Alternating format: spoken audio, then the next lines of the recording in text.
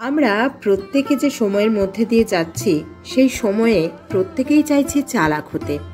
এই চালাক হবার জন্য অনেকেরই খেয়াল থাকছে না নীতিবোধ বা ইচ্ছাকৃতই জলাঞ্জলি দিতে হচ্ছে মূল্যবোধকে। মান হুঁশ হারিয়ে অনেকেই বিসর্জন দিচ্ছেন মনুষ্যত্বকে। কারণ যে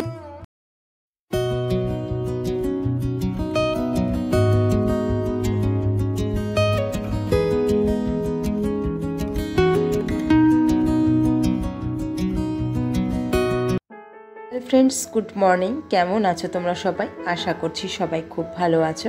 আর আমি একদমই ভালো নেই। শরীর আমার একদম ভালো যাচ্ছে না। শরীর প্রচণ্ড খারাপ যাচ্ছে, মাঝে মাঝে এই গলা খারাপ হয়ে যাচ্ছে।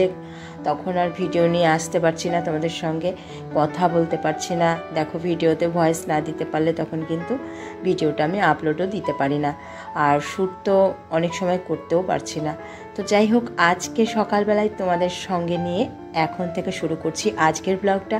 আশা করছি আজকের ব্লগটা তোমাদের ভালোই লাগবে। আজকের ব্লগেও আমি তোমাদের সঙ্গে করব অনেক গল্প, অনেক কথা। তো তোমরা সঙ্গে থেকো, দেখতে থেকো পুরো ভিডিওটা।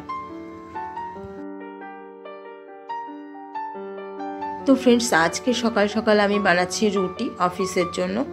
তো আমি যখন আমার ভাড়া বাড়িতে রুটি বানাই তখন কিন্তু রুটিগুলো আমার একদম ঠিকঠাক হয়, ভালো হয়। কিন্তু যখনই দেখেছি যে আমি শ্বশুরবাড়িতে গিয়ে রুটি বানাই, সেই রুটিগুলো আমার একদমই ভালো হয় না। কেন হয় না আমি কিছুতেই বুঝতে পারি না। আর এটা যখনই হয় তখন আমার তো খুব খারাপ লাগেই। কারণ শাশুড়ি একদমই আমার বানানো রুটি খেতে চায় না। যদিও এখন আমি আগের থেকে অনেকটাই রুটি বানানো শিখে গেছি, কারণ আমি এখন যা রুটি বানাই তা কিন্তু একদমই শক্ত হয় না, ভালো রুটি হয়। কিন্তু শ্বশুরবাড়িতে গেলে আমি দেখছি যে রুটিগুলো একদমই ফুলতেই চায় না। তো শাশুড়ি সেই কারণেই হয়তো আমার রুটিগুলো খেতে চায় না, বা ওদের একটা মনে মনে সংশয় থাকে যে আমি কতটা রুটিটা করতে পারবো, কতটা পারবো না। তো এটা নিয়ে যখনই ওরা বলে না রুটি খাবো না, রুটি করতে হবে না, তখন খুব খারাপ লাগে। যেমন এরই মধ্যে যখন শ্বশুরবাড়িতে গিয়েছিলাম, শাশুড়ি বলল রাতে রুটি খাবো, কিন্তু যখনই আমার আটাটা মাখা হয়ে গেল তখনই শাশুড়ি বলল যে না, রুটি খাবো না। কিন্তু তখন আমার খুবই খারাপ লাগলো কথাটা শুনে। তো যাই হোক, তবুও আমি রুটি বানিয়েছিলাম। শ্বশুরমশাই 2টো রুটি খেয়েছিল, যদিও শ্বশুরমশাই এই নিয়ে কখনো কোনো মতামত দেননি যে রুটি এই হয়েছে ওই হয়েছে। যদিও শাশুড়ি মাও মুখে কখনো কিছু বলেনি, তবুও আমি বুঝতে পারি যে উনি আমার রুটিটা একেবারেই পছন্দ করেন না। কিন্তু মাঝে মাঝে যদি একটু অন্যরকম রুটি খাওয়া হয় তাতে এমন কিছু ক্ষতিও বোধ করি হয় না। তো খেয়ে নেওয়া যেতেই পারে, তাই না? আর এখন কিন্তু আমি আবারও বলছি, যথেষ্ট ভালো রুটি বানাই। তো যাই হোক, দেখো আজকে রান্নাবান্না কিছুই তেমন করব না। আজকে একটু অনেকটা লাউ ছিল, সেটা কেটে নিয়ে ভেবেছিলাম শুধু লাউটাকে দিয়ে একটু এরকম টুকরো টুকরো করে কেটে নিয়েছে, ঝোল করব। কিন্তু ভাবলাম না, এর মধ্যে একটু মুগের ডাল দিয়ে দিই। মুগের ডালটাও আমি না ভেজে নিয়ে দিয়ে দিলাম। তো দিয়ে দিলাম জল, আদা ফোড়ন দিয়ে দিয়েছি এটাকে, শুকনো লঙ্কা ফোড়ন দিয়ে, তেজপাতা ফোড়ন দিয়ে। তো দেখো এইভাবে কিন্তু ডালটা কিন্তু খেতে আজকে দারুণ হয়েছে, অসাধারণ হয়েছিল ডালটা এইভাবে করে। তো যাই হোক, এবার চলো একটু চলে যাব ছাদে, আর ছাদে গিয়ে জামা কাপড়গুলো মেলে দিয়ে আসবো।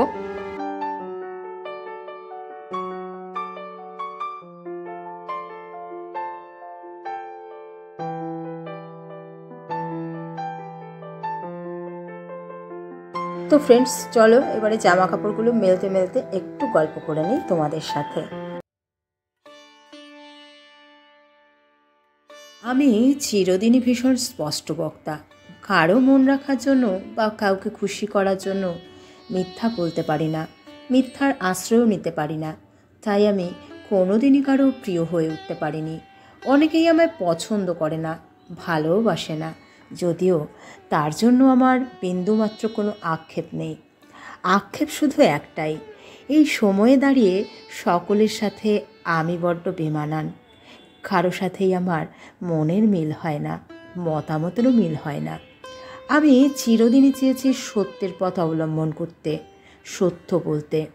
যদিও এটা বুঝতে আমার কোনো অসুবিধে হয়নি যে এই মিথ্যের পৃথিবীতে একা সত্যের পথ অবলম্বন করা সহজ নয়, যেখানে প্রতি পদে পদে ব্যঙ্গ বিদ্রূপের সম্মুখীন হতে হয়, কোণঠাসা হতে হয়, আত্মীয় পরিজন বন্ধু বান্ধবহীন কাটাতে হয় একাকী জীবন, যে জীবন বড্ড অসুখের। তবুও আমি এই পথকেই অবলম্বন করেছি, ভবিষ্যতেও করব, তাতে কোনো খেদ নেই। আমরা প্রত্যেকে যে সময়ের মধ্যে দিয়ে যাচ্ছি, সেই সময়ে প্রত্যেকেই চাইছি চালাক হতে। এই চালাক হবার জন্য অনেকেরই খেয়াল থাকছে না নীতিবোধ, বা ইচ্ছাকৃতই জলাঞ্জলি দিচ্ছে মূল্যবোধকে। মানহুস হারিয়ে অনেকেই বিসর্জন দিচ্ছেন মনুষ্যত্বকে।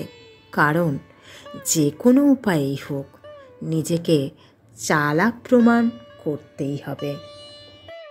আমি এই পৃথিবীর চালাক, মিথ্যাবাদী, অসৎ, বিবেকহীন মানুষদের কাছ থেকে দূরে থাকতে চাই, এবং থাকিও। তাতে যদি কেউ আমায় ভালো না বলে, না বলুক, পাশে না থাকে, না থাকুক, আমায় অহংকারী বা বোকা ভাবুক, তাতে আমার কিচ্ছু এসে যায় না। আজ সকালে বিছানায় শুয়ে ফেসবুক খুলতে একটি ভিডিও সামনে এলো। ক্লাসে শিক্ষক ছাত্রদের কাছে জানতে চাইছেন তারা বড় হয়ে কে কী হতে চায়। তাতে কেউ ডাক্তার, কেউ ইঞ্জিনিয়ার, কেউ পুলিশ, কেউ শিক্ষক হতে চায় জানালো। তারই মাঝে একটি ছেলে বলল সে বোকা হতে চায়। শিক্ষক জানতে চাইল, বোকা কেন হতে চাও? বোকাদের তো সবাই ঠকায়। ছেলেটি নির্দ্বিধায় বলল, ঠকাক, আমি তো কাউকে ঠকাবো না। সত্যিই এতটুকু শিশুর এই উপলব্ধিতে আমার চোখের জল বাঁধ মানল না। আমি কাঁদলাম, খুব কাঁদলাম। আসলে এই ছেলে যদি জীবনে কখনো বড় মানুষ নাও হতে পারে, বিবেকহীন হবে না। যাকে সমাজ বোকা বলে জানলেও ঈশ্বরের দরবারে ওর মূল্যবোধই ওকে শ্রেষ্ঠ মানুষ বলে ঘোষিত করবে। তো ফ্রেন্ডস, আজকে আমাদের নিরামিষ চিকেন কদম বলগুলো খেতে পারবো না বলে ছাদে কাককে দিয়ে গেলাম। আর আজকের ভিডিওটা তোমাদের কেমন লাগলো কমেন্ট করে কিন্তু অবশ্যই জানিও। একটা লাইক করতে একদম ভুলো না, আর ভিডিও ভালো লাগলে শেয়ার করে দিও। আমি আবার ফিরে আসবো অন্য কোনো নতুন ভিডিওর সঙ্গে। আজকের মতো টাটা, বাই।